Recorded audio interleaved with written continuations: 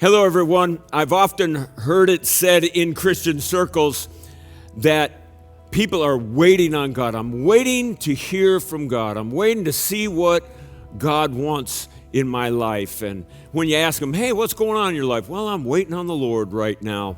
A lot of times that waiting on the Lord, it doesn't really mean what we think it actually means. In Ecclesiastes, the 5th chapter, verse 4, the writer there, King Solomon, he says that when we make a promise to God, we need to do it quickly because God does not suffer fools. He takes no pleasure in fools. And who's a fool, according to this verse?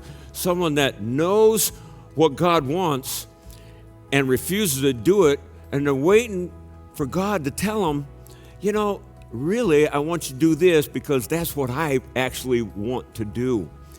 And that's saying that we're trying to mold God to our will instead of God molding us. So what should we do?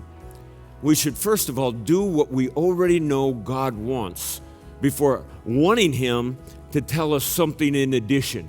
In other words, if we know God wants us to do this in our marriage or that at work, and we're refusing to do that, but we're trusting Him to do this other thing, we're actually not waiting on God.